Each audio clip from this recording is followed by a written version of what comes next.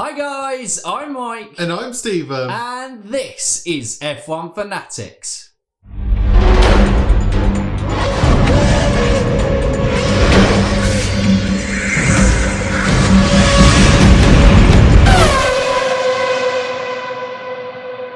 Welcome back to the Monday after race day, which means it's driver ratings day. And obviously you can tell by our team tops of what we're gunning for in 2021.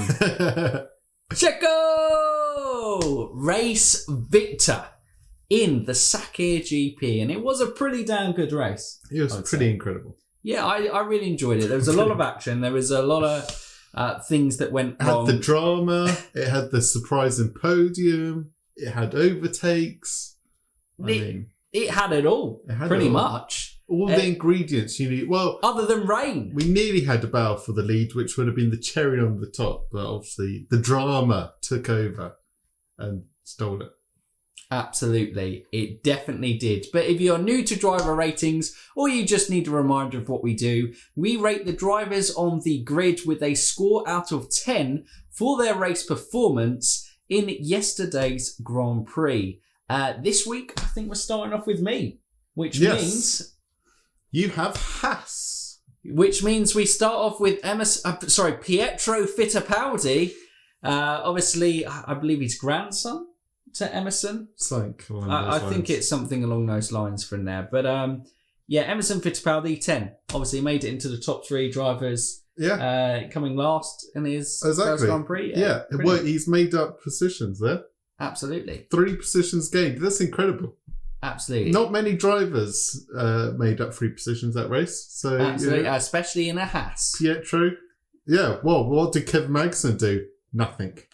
No, but in all honesty with Pietro, 5 out of 10, you can't be too harsh. He's stepping in, obviously, Roman Grosjean after that, terrible crash last week, which means that Pietro will drive the last 2 races of the season for Haas. But yeah, 5 out of 10, I think. 5's quite harsh. He was well off the pace, but it's his first race in F1. Yeah, well, 5's indifferent. It's neither good nor bad. I'd be like 6. That's what I'm going for. 6 is like indifferent. I'm going 5 out of 10. That's what I'm going for. I tried. Kevin Magnussen, where did he finish up in the end? He finished 2 positions higher, so that's... P15. Yes. Yeah. He gets a 6 out of 10. Oh, he gets a 6. He didn't gain any positions. But we love Kevin. And, it's Kevin's farewell tour. Confirmed to be racing in IMSA next year. Yep. First race for Chip Ganassi will be the Rolex 24 Hours of Daytona. Yep. So if any sports car fans, you can check that one out. But yeah, 6 out of 10. Yes. Bam. Haas done. Williams, another quick team. AITKEN making his debut. Didn't really do a lot. Mistake to lose his front wing. He finished 16th in the end. I'm going to go... He's come back and beat Fittipaldi, so I'm going to give him a 6. Bang. Brutal. There's a driver error that's lost in his front wing, so you could mark him down, but... I'm going 6. And then Latifi, a dramatic retirement there. He just pulled aside. Right, I don't even know. I don't think Williams even bothered to say what went wrong. They're like... His car just stopped. His car just stopped. He was driving a pretty good race, actually, as well, Latifi. He was... May have snuck him. I don't think he would have snuck in the points. What's the drama? Might have done, but I don't think If they got their pit strategy right. Could have done. Potentially. But yeah, no score. Car retirement. On to the next team, though, which is Alfa Romeo. Right. Where did these boys finish? No, 14-13. Kimi 14. Gio yet again beating his teammate in 13. Kimi was tagged, though, at the start, wasn't he? He was tagged and spun around. 5 out of 10s for both of them. Bit of a nothing race. Alfa Romeo's rubbish car. Woo! We're flying through. Look at this. Bam, bam, bam. Driver ratings coming at you left, right and centre. Giving everyone 5s. It's the 5 game. Last week you had 7s. This week you have the 5s. And we're not going to slow down now because we got Ferrari next. Leclerc, no score. Although Lock up. Yeah, you could say Checo didn't leave enough room, but I'm firmly on the side of Leclerc wasn't in control and was always going to go to Checo even if he left a bit more room. Yeah, everyone seems to blame Leclerc, even himself. So, but his first lap incident, no score, get out of here. Sebastian Vettel finished, I should be doing the maths already, he finished P12. Nah. Again, It's another race with Ferrari's pit stops. We had a 4.5 and a 6.5. They love their 0.5s. They just don't love the 2s. Or the 3s even. 3s, not a great stop, but, it's still okay.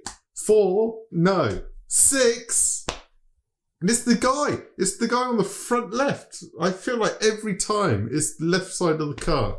That's where Bonotto's going, sabotage! You just think it's deliberate now. It's absolutely crazy.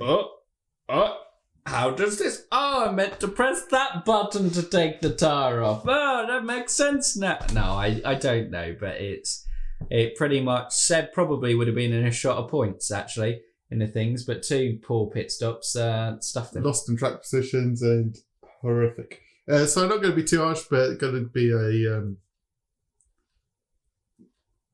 6. Oh. You're the 6s, I'm the 5. 7. 7 out of 10. 6. Okay. 7. I'm going to 7 because it wasn't his fault, it's Ferrari's. Cool. Let's blame Ferrari. On to AlphaTauri. Gasly P11 and KVYAT P7. I feel like Gasly especially got stuffed by the safety cars because both AlphaTauris were running strong, and I think both would have beaten Alex Albon. They looked very quick there on pace. Yeah, and I'm correct. Albon was 6th, wasn't he? So Albon was no. Yes. Yeah. Yeah. So no. How Albon's finished after running most of the race behind both AlphaTauris, how he's finished ahead of them is another question. So Gasly, 7 out of 10. Indifferent weekend. Daniil KVYAT, 8 out of 10. I think drove a very good race. Beat his teammate. It could have been a 9. Let's go for it. Daniil KVYAT, 9 out of 10, because he was driving, I think, as high as P5 before, all the pit stop safety car dramas But just to think about it, he's gone into this race weekend knowing he's just lost his AlphaTauri seat to Yuki Tsunoda. I know it hasn't officially been announced, but Yuki, spoilers if you haven't watched them already or haven't caught up, won the feature race and then fought his way back to P2 in the sprint race. Absolutely incredible weekend, which basically confirms Yuki to AlphaTauri. In fairness, it was confirmed a couple of weeks ago when Helmut Marko interviewed, said that Daniil KVYAT won't partner Pierre Gasly. He said it will be a very young driver. Did he actually officially say it? He said it will be a very young driver. Oh, okay. Well, there we go. Hence it was Yuki rather than Alex as well. But again, I think it still was on his mind, and he's fought back, convincingly be his teammate all weekend. Daniil KVYAT is one of those people who is harshly looked at and treated in Formula One. If you think Alexander Albon's being badly treated by Red Bull, take a look at Daniil KVYAT. So he gets a 9 out of 10 for just doing what Daniil says and proves that he's got talent in F1. On to, I was going to say Red Bull, but I was looking too far forward. On to McLaren with Norris P10 and Carlos Sainz P4. Just missing out on that podium at the end, hunting down Lance Stroll. Norris, well, he started at the back, didn't he? Because he had to take grid penalties, right? He made up 9 positions on the restart. But then I think got unlucky. No, I don't think he even got unlucky. He just wasn't able to make much progress. I think he was on the wrong strategy. I think anyone who started on the softs didn't have a great race. Bar Lance Stroll getting on the podium. But Lance Stroll was only in that position because he made a huge stint on that softs. Lando's softs went away really early. Yeah, which you could say drive error. Could do. I don't think it was his best day. He great start, so I'm going to give him a 7 out of 10. for PE10. But Carlos Sainz on the other hand, P4, just narrowly missing out of the podium. Just trying to think of his race. Wasn't a typical Carlos Sainz race. Every time you're like, what did Carlos Sainz do this race? Well, I think he's done brilliant. He finished ahead of Ricciardo. Yep. And the Renaults looked like they had the pace, and he kept ahead of Ricciardo for the whole race. Yep. And considering that the advantage that the other guys had, he did pretty well to be close to Lance Stroll. Yeah, he did what he had to do. He did find the pace this race, so I'm going to give him a 8, 9.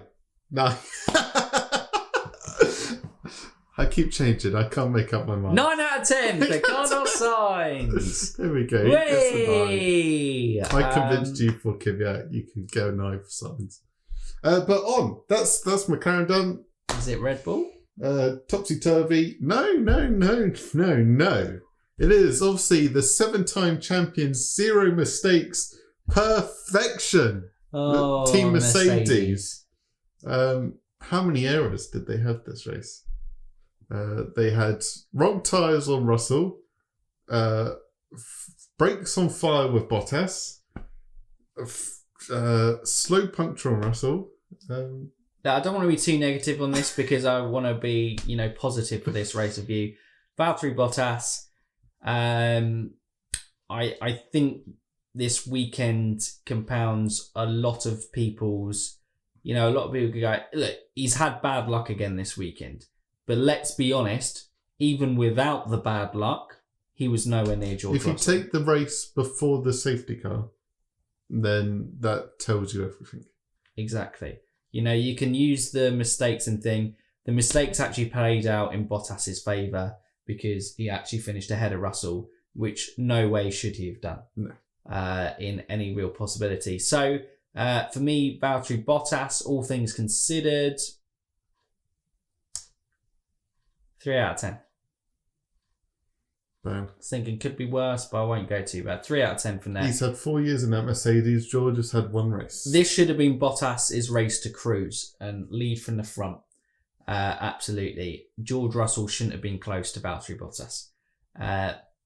But he was more than close. He was better. And George Russell drove a flawless race and 10 out of 10.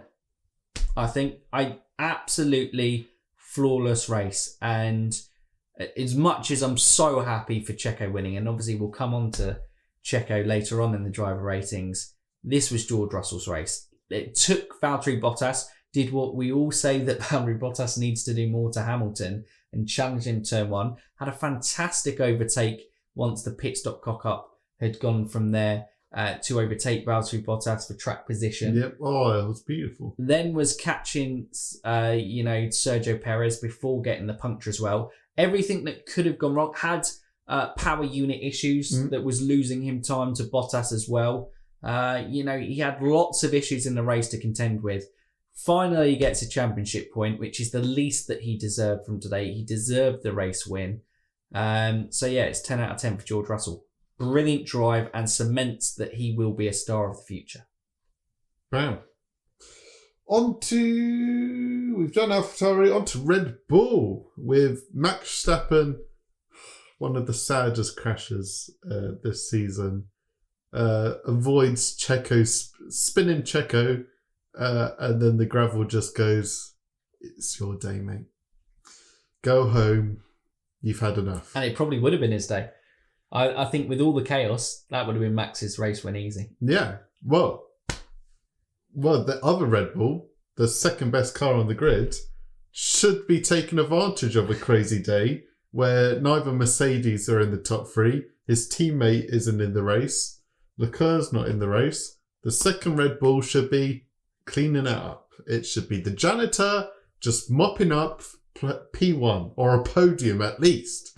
But Alex Albon finds a way to finish P6 behind Ricciardo, Sainz, 2 racing points, 2 Renaults, and Esteban Ocon in the second Renault. Esteban Ocon. Jesus. Wow. Ocon's come on strong this second half of the season. Look at his season though. He had a fantastic race, which we'll come on to. But yes, Alex Albon, he did get racy. Red Bull pitched him for softs under the safety car. He did what he had to get to P6, but it's still, he should have been pinned onto softs to take the fight to the lead, not taking the fight to P6 or P5, you know? So, you gave Bottas a 3. I'm going to give Albon a 3. Maybe you could say a 4. They've kind of gone in hand, the tangent. The two worst drivers of the 2020 season for me. Yeah. It's just, this is a race, I just can't find the words to explain the disappointment in Albon's performances in that second Red Bull. You can't say it's the car. You just can't say it's the car. He should be putting it much further up the grid.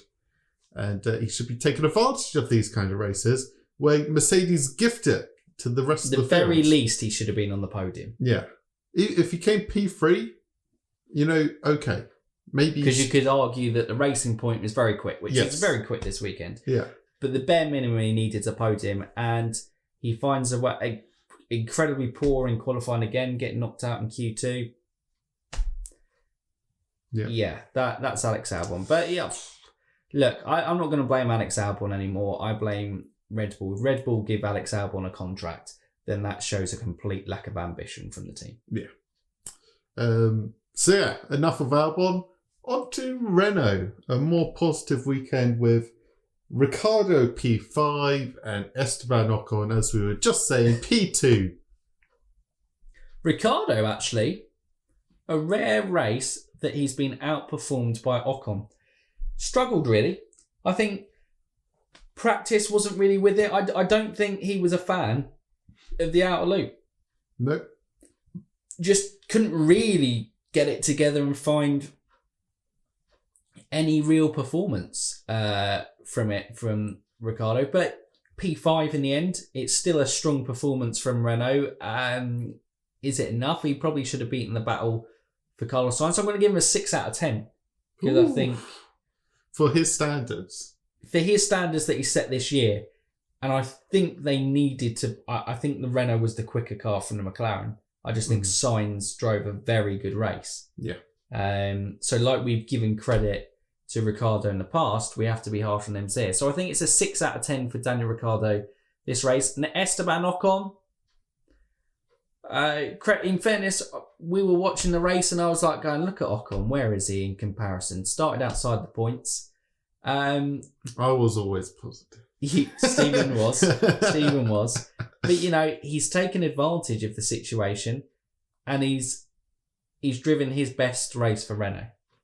He has seen Daniel Ricciardo get all the glory, all the plaudits, getting the podiums, and now, well, he gets the highest finish, doesn't he, for Renault? Because I think Ricciardo's only managed P3 twice. Yeah. So it's a 10 out of 10 for Esteban Ocon for me. Absolutely fantastic from the young Frenchman and exactly what he needed to be doing. After a year out of the sport, you can really say that this was a transition year with hoping that he would finish the season strong. And I think he's done exactly that. And getting a P2 to epitomise that, superb drive. You can't undervalue how good a drive that was from Esteban Ocon, especially getting the undercut on Lance Stroll, staying ahead on the harder compound tyre. Yeah. And also, you know, keeping ahead of the quicker pink car as well. Yeah, exactly. And obviously, last week he had a very good start, but just couldn't fully see the race home ahead of Ricciardo. But this week it was the complete package. For the first time this season, he always has bright moments, but never has the full race together. But this was like everything came together for once and no issues. Because he has had a lot of mechanical issues this year. But onto the final team. Yes, I am right saying that. Racing Point. With obviously Lance Stroll P3, Checo Perez P1, first time race winner. Whew. Lance Stroll on the podium for the second time this year. An impressive season for him. I'll start with Lance Stroll. great race.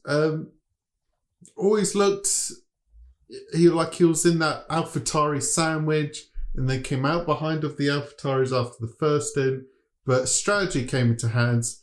He drove what he needed to do. He held off Carlos Sainz at the end, even though Carlos Sainz had the DRS. So fantastic drive from Lance Stroll. 9 for Lance. And on to Checo Perez. First lap went from 4th, while he was 3rd, basically going into that corner, to last, effectively last in P18, to 1st. I mean, he just, throughout the whole race, he was just carving his way through the field. Racing Point, for once, nailed the strategy with Checo Perez. They had a few issues with vibrations. At one point, they thought maybe they would have to pit, but all held together. Checo drove the race of his life, 10 out of 10. Jeez, it was an emotional podium. Yeah, just hearing the team radio of Checo at the end. It was amazing. Absolutely amazing. It couldn't have happened to a nicer guy. Absolutely. And, and a really nice and talented guy. All through his career, he's kind of been the underdog team. He's kind of fought hard with the early days of Sauber, getting the podiums. Remember, missed out on a first race win chasing down Alonso in Malaysia, where he made that mistakes back in 2012. The McLaren year that didn't quite work out as McLaren were on the decline, then moving to Force India at the time, who he's been with ever since, and this is obviously his last season. And whatever happens, like I've said, if Red Bull don't sign him, it shows a complete lack of ambition from Red Bull. And really, I cannot understand, if there is a pros and cons list, I cannot understand how there aren't more pros to the cons of signing Sergio Perez. Especially how he is driving. He really does feel like a driver who's coming into his prime, using everything that he's learnt over the years and just nailing performance after performance after performance. Why would you not snap up that guy in a heartbeat? But if this is the end for Sergio Perez, obviously one more round to go in Abu Dhabi, but going the longest time in Formula One before securing a race win. Incredible. Absolutely incredible. For his career, he has been one of those true underdog sports. And look, stories. He isn't top class. He's not the Lewis Hamilton, the Vettel brackets, the Max, Charles Leclerc brackets. I don't think anyone ever thinks that. But he is the level just below that. And he is still an elite level driver and still massively deserves a place on the Formula One grid. And it was just incredible to watch. What a drive from him. And, he is, I think I tweeted, he's the feel-good story that 2020 needed. Going to get 4th in the championship.